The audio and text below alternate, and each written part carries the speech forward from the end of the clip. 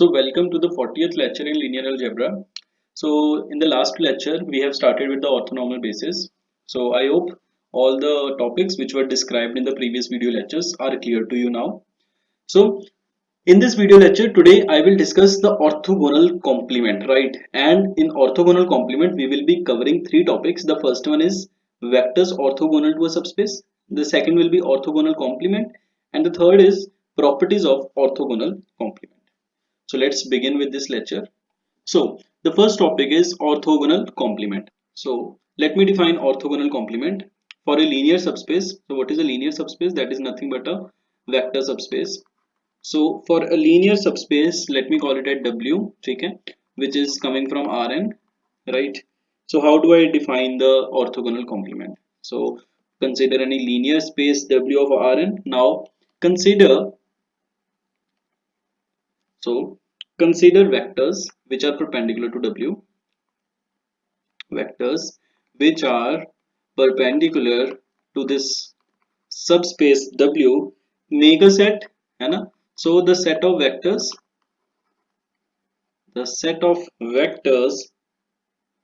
right, which satisfy this property, the set of such vectors, to be more precise, the set of such vectors is called the orthogonal complement, is called the orthogonal complement of W in Rn, right? And this is generally denoted as W perpendicular, and I'll call it as W perp, right? So if this is my W, right, that is any linear subspace, right? So what do I mean by orthogonal complement? So I mean any vector which is perpendicular to this space. So if this is the space, I mean to say any vector, right, which is perpendicular to this space. Correct with this? So that is my W perp. So I hope this thing is clear to you now. So what is the conclusion? You are considering W any subspace, and then you will consider all the vectors which are perpendicular to this subspace, and just make the collection of those vectors, right? And that will form the orthogonal complement of that subspace. Now let us discuss the next topic, which is a vector orthogonal to a subspace. Again, for the same thing, now I am considering the vectors which are orthogonal to the subspace, right? So for this, let us consider a subspace first. So let W be a linear subspace. Now W is any linear subspace, right, of Rn. Now we are talking about a vector, right? Vector orthogonal to a subspace. So a vector, let me call that vector as Z. Of course that Z will come from Rn, right? So if it satisfies this property, satisfying, now if it is orthogonal, fine, this vector is orthogonal to the subspace. What does it mean? It means W dot with Z should be 0, and this must hold for all W coming from capital W. So then I say this vector, then we say this vector is said to be, then W is said to be orthogonal to W.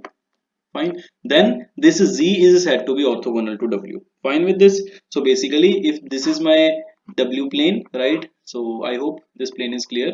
So if this is my W plane, right? And what do I mean by Z? So Z is any vector which is perpendicular to this plane, right? So Z should be here. So this is my Z, right? And this is perpendicular to every vector that is coming from this W, right? With this. Fine. So if Z is perpendicular to W, if and only if W dot with Z should be 0, and it should hold for all the W's, right? And this small w is coming from capital W, right? If and only if, and the same result hold if capital W dot with Z should be singleton 0, right? And what do you mean by capital W dot with Z? It is basically a set which is a collection of all these elements, right? And what are the elements? Elements are of the form W dot with Z, right? All the dot products, and for all W coming from the capital W, right? So it must contain only 0. So that is one of the way how to check that if my Z is orthogonal to a given subspace, right? Now one note which you should understand from here. So the note is, if my W1, W2 up till Wk spans this capital W, so it spans the space W, then what is the meaning of Z is perpendicular to W? So what does it mean? It means if and only if you take w1 dot with z, or if you take w2 dot with z, or so on, go on doing with the all the elements. So wk dot with z, it must come down to be 0. So that must be the case if this wi span the whole space w. Fine with this. Since any w belong to capital W can be written as linear combination of wi's, and my I is varying from 1 to k. So I hope this result is pretty much clear to you now. You can also observe this result in one more way, and let me write that in a remark. So how can you observe this result? You can just analyze that you can form this. So you can say that w1 dot with, right, z is 0, w2 dot with z is 0. So can I say it forms a system of linear equation? If it forms a system of linear equations and I am interested in calculating the wperp, right? So what should be the wperp? So the wperp should be equal to kernel of A. Why kernel of A? Kernel is containing all the elements that are mapped to 0, and here also we are mapping every element to 0. We are finding those elements, right, which are getting mapped to 0, right? So that is one of the another way with how you can analyze this result, right? And what is A here? A is any matrix, right? A is a matrix with the rows given by transpose of wi's. Fine with this? wi's. So that is how A matrix is formed. So I hope this thing is clear to you now. And the last one, that is the properties of orthogonal complement. So the first property which I will discuss in this video lecture is that the orthogonal complement is a linear subspace, right? So let W be a linear subspace of Rn, right? Then what I need to prove, then the orthogonal complement. So the orthogonal complement. So what is my orthogonal complement? That is wperp. So that is a linear subspace. That is a linear subspace of Rn. So that is what we are interested to prove, right? One of the way how we can prove this result is from the above remark. So the proof. So one of the proof can be. So I'll be proving it in two ways. So the first way is we may derive this. So we may derive the above result by noting the above remark. So what was the above remark? That W perpendicular is nothing but my kernel. So W perp is nothing but kernel of A, right? And then I will use one property that kernel is always a subspace, right? So if W perp is equal to kernel of A and kernel of A and kernel of A is always a subspace, and hence W perp is a subspace. So that is one of the way how we can prove this. But in order to prove this result, you need to know one thing, that you have to show that kernel is a subspace. Now the alternative way how we can prove that this is a linear subspace, so that is a standard way how to prove. So that is generally used in the books or in the standard textbooks. So that is the second way, right? Method 2.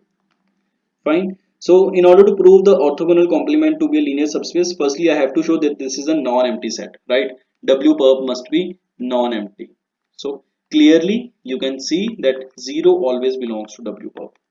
Fine with this. So clearly this is a non-empty. Now what you need to show is that W perp is closed under addition and scalar multiplication and scalar multiplication. That is how we prove anything to be a linear subspace.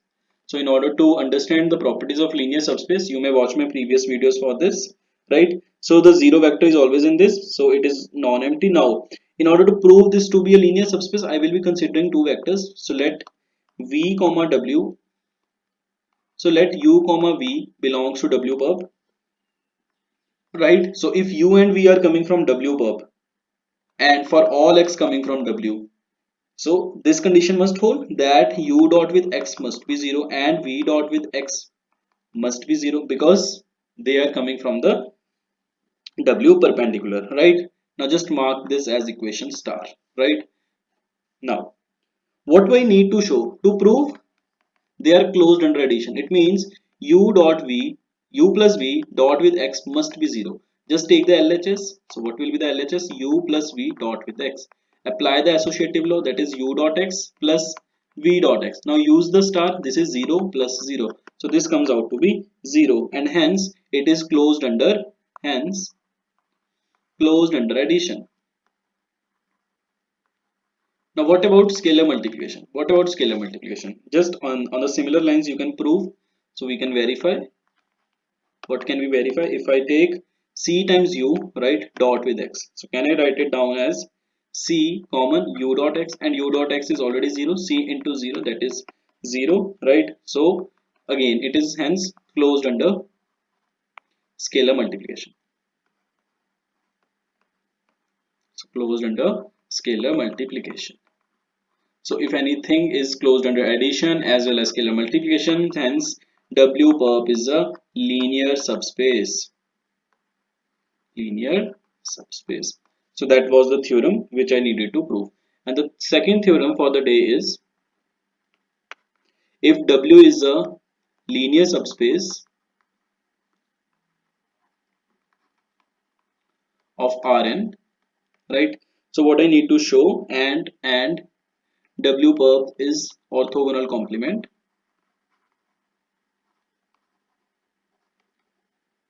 Then what I need to prove? Then prove that W intersection with W perpendicular is nothing but 0. Fine with this. Now again a very simple proof. Clearly you can see. So proof, since 0 belongs to W intersection W perp, so this thing is obvious. So this is something which is very obvious.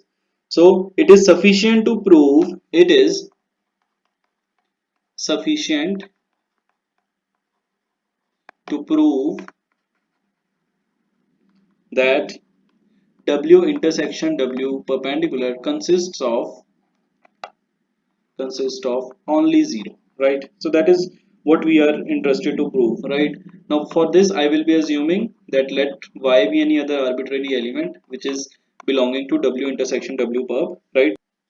So if y belongs to W intersection W perp, so can I say y belongs to W and y belongs to W perp, right? So y belongs to both of this, yeah, and W is a subspace, so this is a subspace, linear subspace. Again this is also linear subspace, right? So if you take the product, that is y dot with y, so it must belong to W dot with W perp, right? And W dot with W perp is nothing but 0, right? So this implies y dot with y perp belongs to 0 subspace, right? So what is y dot with y? Just apply the definition. So this is nothing but norm of y square. So this is equals to 0. So when my norm of y is equals to 0, if and only if using the properties of norm, y is equals to 0. So you consider any other arbitrary element y which was belonging to W intersection W perp, and finally you proved that this element was nothing but my y is equals to 0, and hence the proof. So I hope all the three topics which I have described in this video lecture are clear to you. For more such video lectures, do subscribe to my YouTube channel and do not forget to press the bell icon. Thank you.